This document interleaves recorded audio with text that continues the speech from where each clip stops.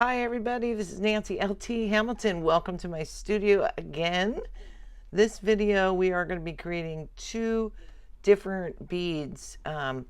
They all start with the basic spinner bead, and then there's the captured spinner bead that's a natural progression from the first. So hold on to your hats because here we go. Oh, and by the way, you'll see a series of my faces. That's me being too lazy to put on makeup and filming myself, so you get to see some of my older shots. And I don't have to wear makeup. It's a win-win. Okay, let's get started on this project here. We're going to be making the spinner bead. I've got a couple on here somewhere. This one. You can put whatever you want in the middle. It's up to you. And then the second half, we're going to be talking about the captured spinner. Oh, this guy really wanted to join us. Get back on there. Anyway, what we want to start with is, you can do this with like a 6mm tubing. I'm using a 6.35 regular walled tubing. You don't want to use the thick on this. It's just too hard to flare. And for the regular spinner bead, you'll want to cut your tubing at 1.5, so 1 centimeter and 5mm. So for that length. But before you do that, you want to make sure that you finish your ends. I'm using the French miter cutting vise, I think by ASIC, A-S-I-C, out of Francia. And you want to do this because it just makes your piece more finished, having nice clean level edges. So I file it down and then come in with like a 400 grit sandpaper while it's still in the miter cutting vise. You can also, if you've got a lot of interior burrs, use a half round, clean them up. Or you can use a round file to go in there and clean those areas up. And then when you pull it out, you're going to have burrs on the outside. It's a lot easier to clean them up while you've got this long tubing to hold on to. So I use, this is a Bergeon tube cutter, which I really like, which I've already set to the 1 centimeter mark. And so I'm going to cut my tubing after I get my saw blade in here. There we go.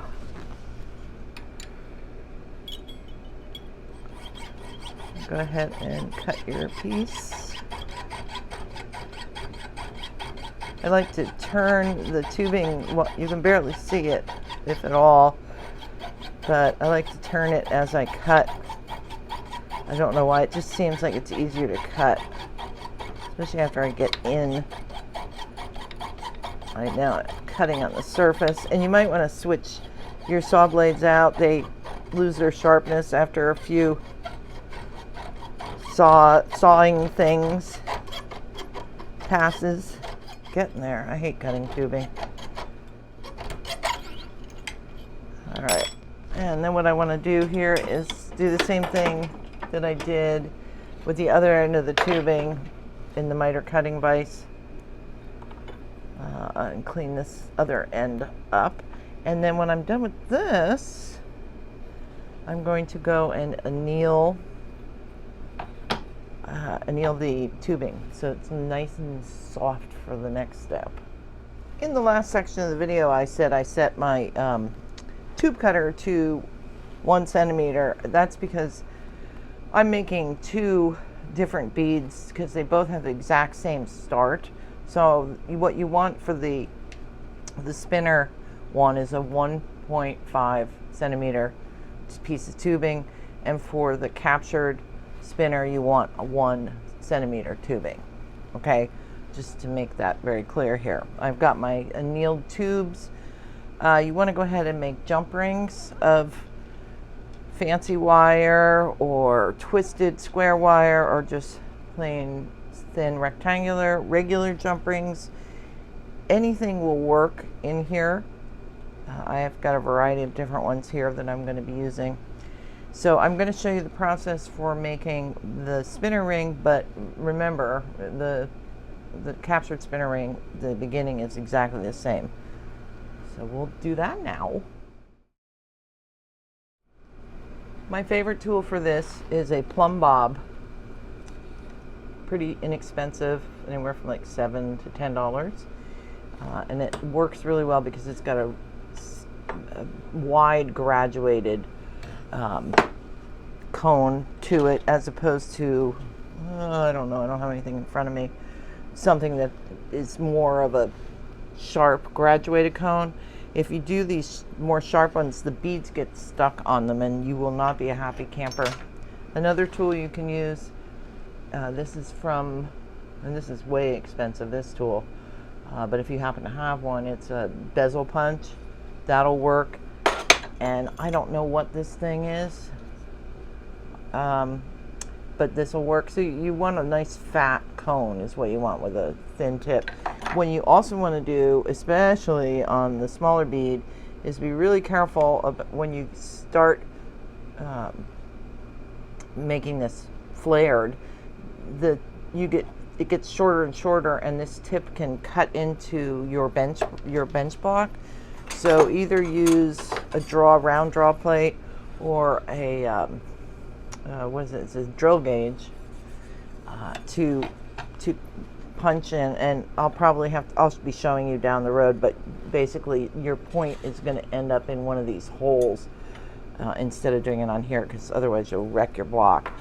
So what am I going to do first? I have to do both, so I think I'm just going to do the little one for now, because like I said, it's the same process. So I'm using the 1 centimeter long tubing. I like to thread on my stuff ahead of time because there's a potential that the base of this could flare while I'm hitting it. And I like to do this standing up. Let me get in a little closer here for you. I like to do this standing up because I can see if my punch is square, because it's very easy to bend this tubing, especially when it's in its annealed state. So try to hold it as perpendicular as possible.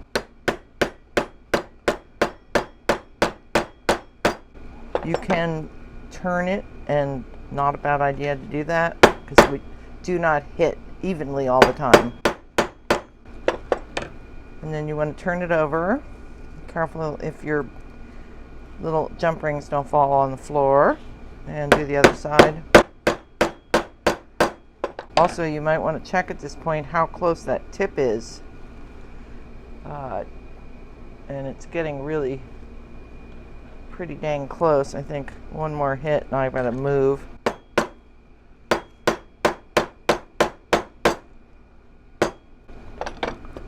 So now we're starting to get a really nice bulge on the outside here. So it's time for this to get annealed, because we need to take it just a little more and then we'll be done with the actual spinner part of the bead. So to finish this off, I'm just gonna, oh wait, I'm not doing it on that anymore, I forgot. I'm gonna show you this. I go to one of the smaller holes here.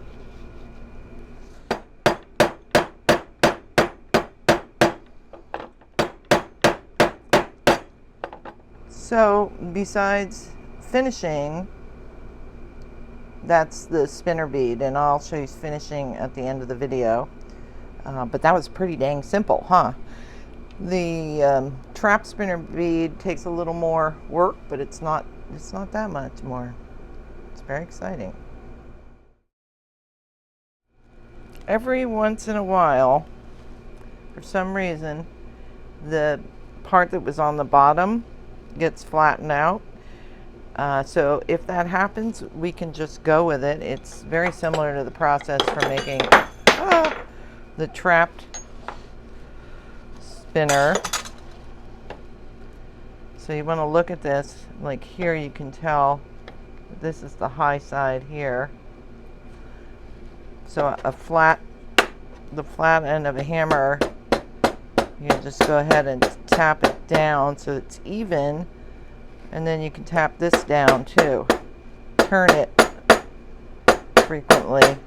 It's funny how the other one went so easily, and it's not exactly the look that you're going for in the spinner, but on the other side of this is, instead of chucking it, you can just balance both sides out and keep using it. It's kind of a half closed spinner. So that is, like, let's call that the hybrid.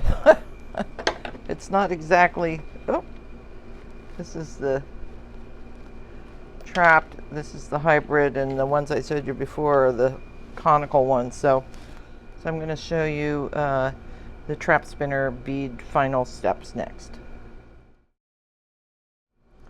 For the Trapped Spinner, I'm going to use a punch. This is a 12 millimeter jump ring mandrel, and I'm using a hammer that is used to being beat up on the end.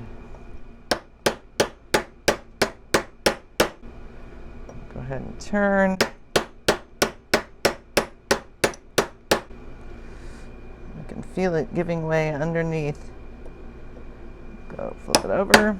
I think you have a little more control with the punch in some ways. In some ways the hammer, like I used with the hybrid one, is because I could aim, and this one it's a little hard to aim, but for me the goal is to get it evenly pushed down, and that's why I like the punch better.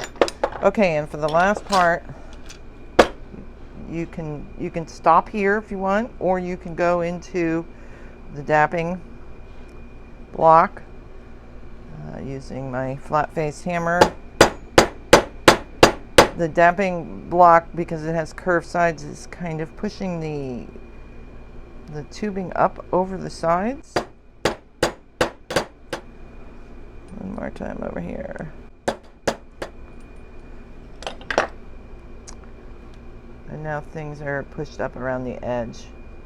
And that's the trap spinner, and here's some more here. Everything looks prettier when it's polished, so that's what we're going to do next. So what you'll need for this is some kind of rotary tool. This is a cotton buff on here, and a little rouge. It's messy as heck, but does a good job. You want to put about that much on. You don't want to like fill this thing heavily with it. Now these little, hold on. God, such a bad reputation for dropping things. These little rings in here want to spin, so you're gonna have to hold on to them. And you can only do a little section at a time. Don't forget your ends here. These things really like to come out of your hands and fly across the room, I'll tell you. It's really fun. There are some in here I'll find someday. This is the hybrid. And that's it. All we have to do now is, I like Dawn dish detergent with hot water and a toothbrush for finishing. If you want to clean the inside, there are little points, silicone points like this, which you can pop into your flex shaft or Dremel and polish up in there. So that's that, pretty easy. You should stay tuned to see my following video where we will be talking about how to make this, oh my God, they're all on the floor. This kind of bead and this kind of bead. Basically the same bead, just different treatments. So stay tuned. I'm going on the floor. So a couple of tips when trying to put these massive or fancy wire jump rings together.